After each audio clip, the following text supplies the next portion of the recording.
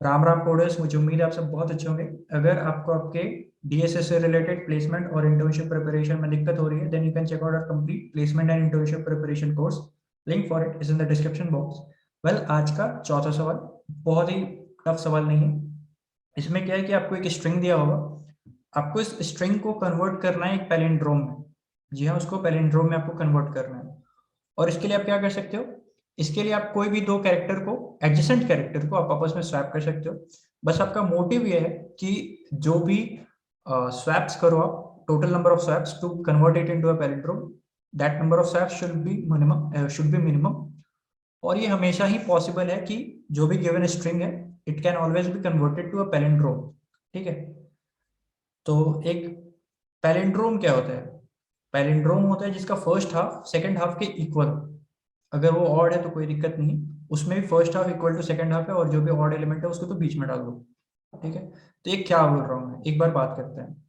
यहाँ पर अगेन आप आओ, ये हो गया आपका ए, ये हो गया आपका बी। तो मैं बोलता हूँ कि मैं इस ए को इक्वल कर दूंगा इस बी के। ठीक है। तो उसके लिए मुझे क्या करना पड़ेगा, यहाँ पर मैं पॉइंटर फिक्स रखता हूँ, और यहाँ पर से मैं सर्च करता हूँ कि मुझे बी नेक्स्ट कहाँ पर मिल रहा है। ठीक है, यहाँ पर नहीं है, यहाँ पर नहीं है, यहाँ पर मुझे मिल गया बी। तो अब मैं इस बी को क्या करूंगा, इस ए के पास स्वैप करके लेके जाऊंगा। यहाँ पर एक स्वैप किया मैं, क्योंकि एडजेसेंट एडजेसेंट स्वैप करना है ना, तो पहला स्वैप मैं इधर इसके साथ करूंगा। ठीक है। अब दूसरा स्वैप मैं इसके साथ करूंगा, तो ये मेरा इस ए के जगह पे आ गया ये बी। ठीक है। तो अब ये भी और ये भी आपस में इक्वल हो गया। अब मैं थोड़ा आगे बढ़ूंगा, पैलिंड्रोम चेक करने में ये दोनों कैरेक्टर आपस में इक्वल हो गए। अब ये दोनों कैरेक्टर को मुझे इक्वल करना है, ये दोनों कैरेक्टर ऑलरेडी इक्वल है मेरे। ठीक है, ऑलरेडी इक्वल है मेरे। अब यहाँ पर क्या करना है आपको, यहाँ पर कुछ भी नहीं करना है आपको, लेफ्ट को आगे बढ़ा देना, राइट को पीछे कर देना है। तो जैसे ही आप देखोगे कि लेफ्ट वाला आपका सुपरसीड कर जा रहा है राइट वाले को, राइट, वहां पर आपको रुक जाना है।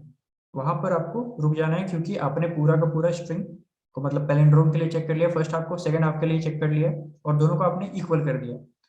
बिल्कुल यही चीज हो सकता है कि अगर आप फर्स्ट हाफ को नहीं, सेकंड हाफ को नहीं, फर्स्ट हाफ को एडजस्ट करो।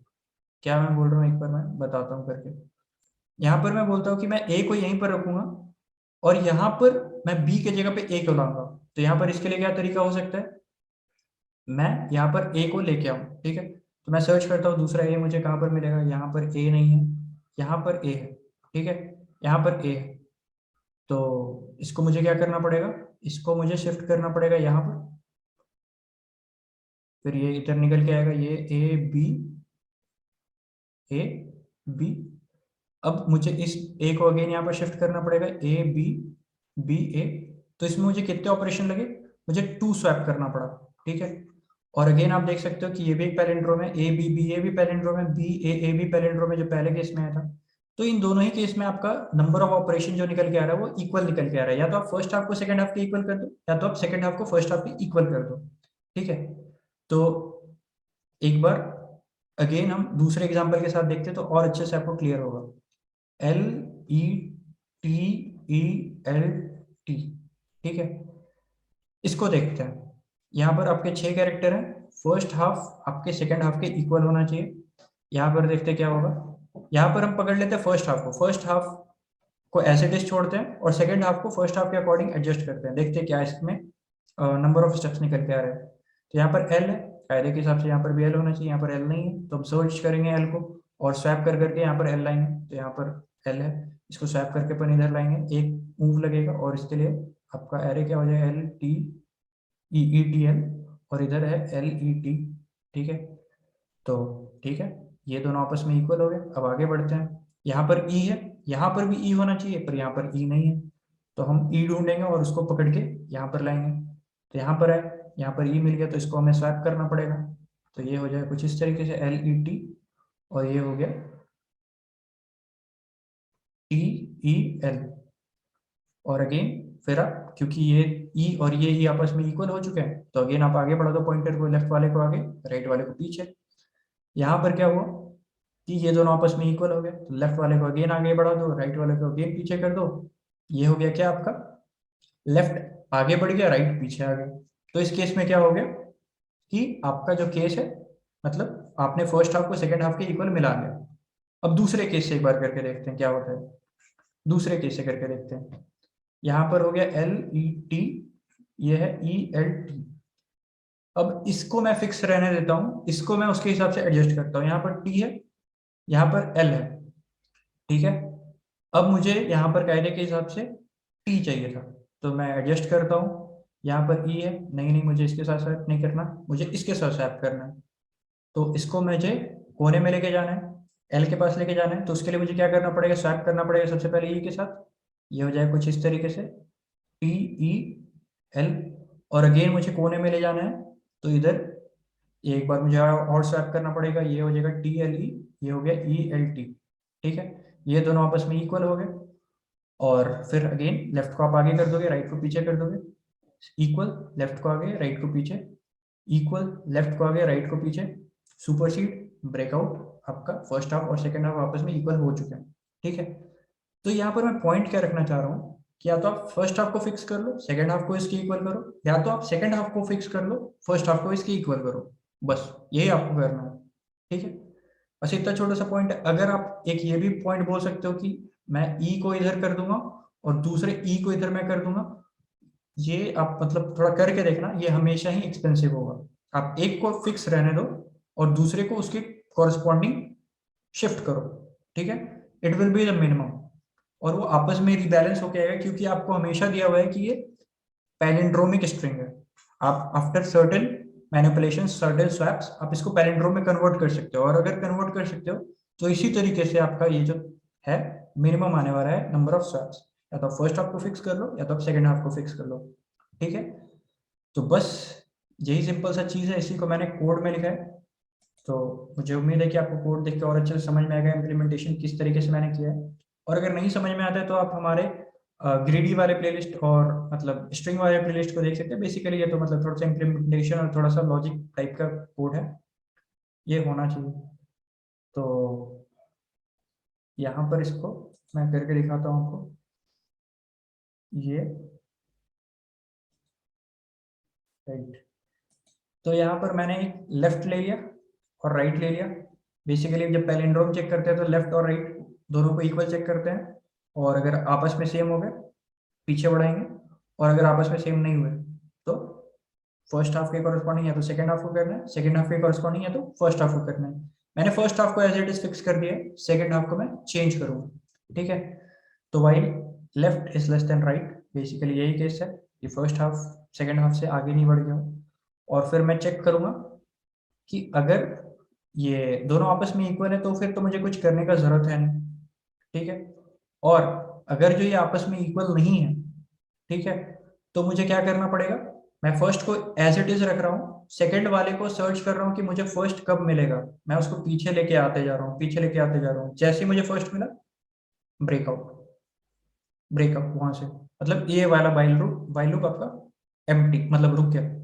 अब if L is whether equal to R, अब ये केस कब होगा, ये केस अभी हमने जो भी दोनों एग्जांपल डिस्कस किए उसमें ये केस निकल के नहीं आ रहा था। जैसे ये आप मान लो ए बी है आपका, सॉरी ए बी बी है आपका।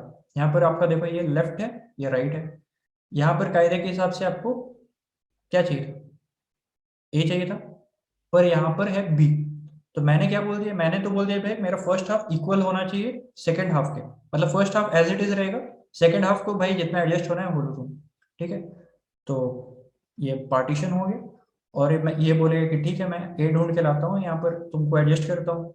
फिर ये पीछे आएगा, यहाँ पर है बी, ठीक है। ये भी अगेन ए के इक्वल नहीं है, फिर ये अगेन पीछे आएगा। ये अगेन इसको मिल गया, ये राइट वाले को मिल गया कि ये भी ए है, ठीक है। पर ये भैया ये जो इसने ए को पकड़ा है, ये तो एक्चुअल में वही वाला ए है ना जिसके इक्वल इसको करना था सेकेंड हाफ में।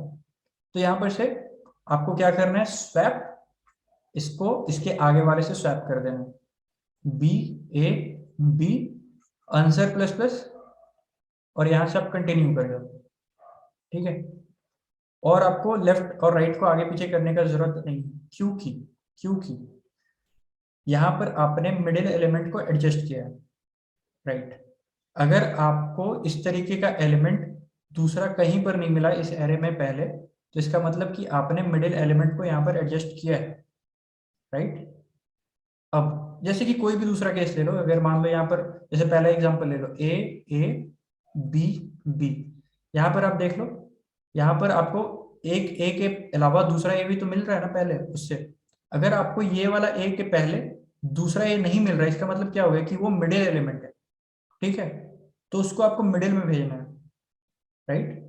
और उसको भेजने के लिए आप क्या करोगे, उसको आप यहाँ पर स्वैप कर दोगे एक आगे, और फिर फर्स्ट हाफ में ये दूसरा कैंडिडेट आ जाएगा बी ए बी, ठीक है। अब यहाँ पर आपने लेफ्ट और राइट आगे पीछे कुछ नहीं किया है, लेफ्ट अभी भी यहीं पर है, राइट अभी भी यहीं पर है, ठीक है। अब अगेन लूप चालू होगा आपका, यहाँ पर लेफ्ट अभी भी यहाँ पर है, राइट अभी भी यहाँ पर है, तो ठीक है। यहाँ पर चेक करेंगे ये तो आपस में एक दूसरे इक्वल हो गए, कोई बात नहीं। यहाँ पर ये कुछ भी इंक्रीमेंट डिक्रीमेंट नहीं होगा, ये भी कुछ केस नहीं होगा, और ये भी कुछ केस नहीं होगा, क्योंकि ये आपस में दोनों इक्वल हो चुके हैं। और राइट आर भी मैंने यहाँ पर जो राइट पॉइंटर है उसके इक्वल इनिशियलाइज किया था, तो ये भी इक्वल ही है, तो ये वाला लूप भी नहीं चलेगा। यहाँ पर से क्या हो गया, लेफ्ट वाले को एक आगे कर देना, राइट वाले को एक पीछे कर देना है, ये यहाँ से इधर गया, ये एक यहाँ से इधर गया, ठीक है।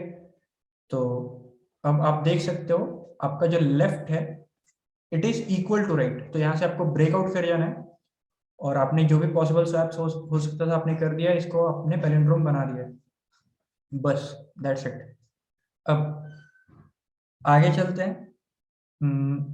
दूसरा केस जो हो सकता था, जो कि हमने बात किया ए बी बी वाले केस में, और एक और जो एग्जांपल था, उन सभी केस में क्या होगा, उन सभी केस में ये वाला हिट नहीं होगा, ये वाला जो दूसरा एल्स है वो हिट होगा, क्योंकि आपस में एक दूसरे को हमें ए मिल गया, जैसे कि यहाँ पर हम ए करना था और यहाँ पर आपको ए मिल गया उससे पहले, तो इसका मतलब क्या है कि वो मिडिल एलिमेंट नहीं है, तो इसको आपको स्वैप कर करके उधर उस कोने में ले जाना है।